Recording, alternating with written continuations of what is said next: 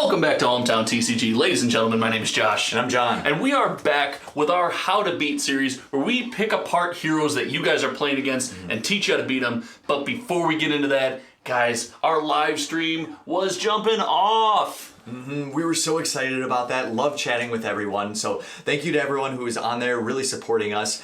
And thank you to everyone who's supporting us through the Patreon as well. We're having fun with that. Hopefully we can continue to provide great value for you there. Yes, we appreciate all of you guys. Let us know in the comments if you were in the live stream. But for now, we want to talk about Kano and how you guys can take Kano down. And to do that, you're going to want to know what Kano wants to do against you and what Kano wants to do to win these games, right?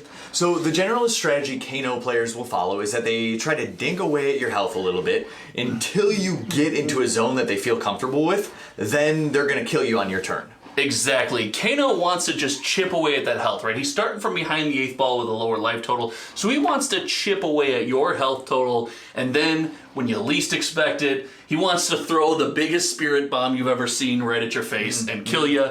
And that means he wants to keep his health high through this, right? Yeah, he starts at 15. So a lot of times he's got a block and he'll throw like a Voltic Bolt at you. And he'll maybe block with 2 cards and do this, right? So that's his general strategy there. He wants to block and keep his health high. He also wants to chain together some good hit effects. Yeah, some absolutely disgusting hit effects that can get out of control. He wants to chain those together. He wants to do this damage. And what's the last thing he wants you to do? Yeah, he wants you to forget your Null Rune.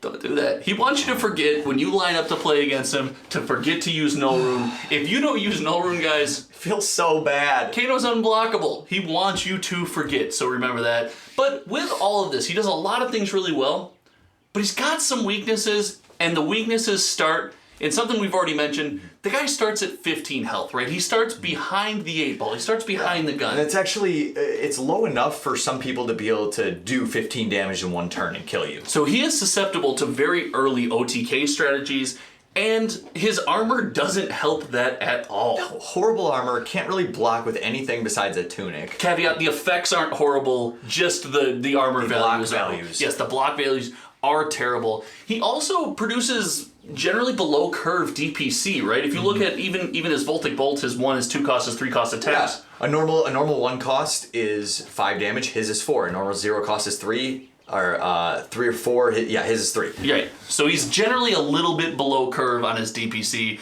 And he is also vulnerable to his own RNG. A lot of Kano players will try to go blind off the top to finish games. They are susceptible and vulnerable to losing the game due to RNG. You won't find that against good Kano players, though. Yeah, if you're a good Kano player, you try to minimize as much as possible, take calculated risks, save your opt for the right moments and stuff like that. But it can still happen. It absolutely can happen. And knowing all of these weaknesses, we do think there are ways that you can take advantage of Kano players. And the first and foremost is in the pregame. Identify your Null Rune, right? Yeah, so when you're looking at your deck, you have to know how much Null Rune you're going to play. What your character has. If you have a 2 armor, a 2 Null Rune piece, that can give you a huge advantage because you can run 4 really easily. So you need to know if you're running 3 or 4. We don't suggest running less than that, except in extreme circumstances. But 3 or 4 Null Rune. You absolutely should be running 3. I almost advocate for always running 4. You have to have a very good reason not to run 4 Null Rune against Kano. Otherwise, it's almost impossible to block him out on a given turn. So I really advocate for 4. To go along with that, guys, a lot of people that we play Kano against see Skullcap, and they see, 3 Null Rune, and they run Skullcap. Remember, guys, you probably won't have less health than the Kano player until it's too late, until the game is over. He is going to try to kill you at a moment's notice. So if that Skullcap is your only Null Rune sitting there and you can never activate it, it's not going to feel great. A good Kano player is always going to stay less than you. They're going to calculate it out and wait for their moment, and you're never going to have a chance. Absolutely. And so picking that Null Rune, like you said, comes with knowing your own deck, identifying your pitch values, identifying how much you can afford to spend blocking, and that means you have to account for Kano during deck construction. Yeah, it's such a unique matchup because it plays unlike any other matchup in the game. So you always have to account for that when you're building your deck. And sometimes you just say, my deck is going to lose to Kano. Sometimes you commit to that, and sometimes you have a very niche strategy to beat Kano players, and you just hope the Kano players you come across aren't nearly as skilled as maybe some others are. Some other tips that you can use is definitely keeping that life total high, right? We talked about that giant spirit bomb that's going to fly down at your face. If you got a bunch of health that can soak that big turn up, you might be able to turn the tides after that. Yeah, you need to stay above 10 health. Anything below that, you're really getting into the danger zone. If you get to like 5 or 6, the game's over. It feels like the game is over. And on your way down, on your way through this game, you have to be careful about emptying your hand. If you're running Null Rune, if you're accounting for Kano, if you're doing everything else, but you empty your hand, if you're Bravo and you empty your hand on a big crippling crush turn, Kano might just take that damage and turn around and do 20 to your dome. Yeah, not good. No, not good at all. So when you're pitch. Yeah, when you're using, we'll stick with the Bravo for instance. Sure. You want to stick with more using your weapon. So you do your weapon and you still have some blues left over in your hand after you do it. So always keeping a blue in your hand is a really good strategy against them so you're not vulnerable. Absolutely. And when we say never emptying your hand ever, we also mean on defense, guys. It can be scary. If you spend your entire turn blocking Kano out and laying every card in your hand down, that Kano player is going to draw up, pass to your turn, and might attempt to kill you on the spot. So emptying your hand ever is always risky against Kano. You got to keep that in the back of your mind. So we'll continue to talk about blocking, and there are times where you really have to block as much as you can. So knowing which cards to block, yes. So Kano has some great. So Sonic Boom. Sonic Boom is a 3 damage arcane damage. It can go up to 4 with his weapon.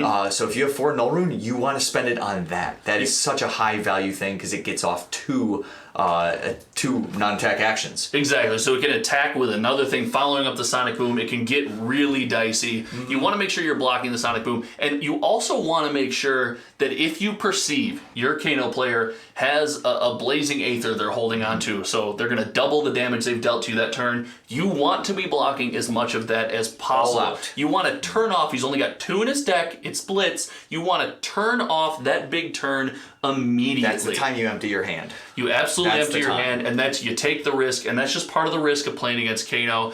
The last weakness that we want to talk about is, guys, playing Kano can be a stressful experience.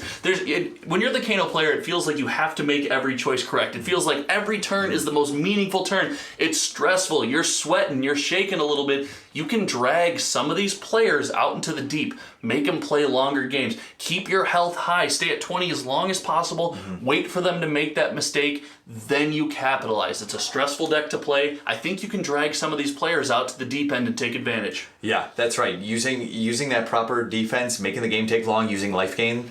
That's one amazing way to beat him. And if you can do that, eventually he'll run out of threats in his deck. Yes, he's only got a certain amount of threats that he really wants to close this game with. If you can soak all those, drag him out to the deep end, take as many of those threats off the table as possible, you're in a great spot. So guys, we can't stress this enough. Don't forget your Null Rune against Kano. I advocate for at least 4. John advocates for at least 3, possibly more if you can get away with it. Defense is crucial, but if you can put this together, you can take down those pesky Kano players. You can take your turns back. Yeah, that's right. Absolutely. So, guys, we hope you had fun. This has been awesome. We appreciate each and every one of you. And until next time, My name's John. and I switched it up on him. We'll see you around.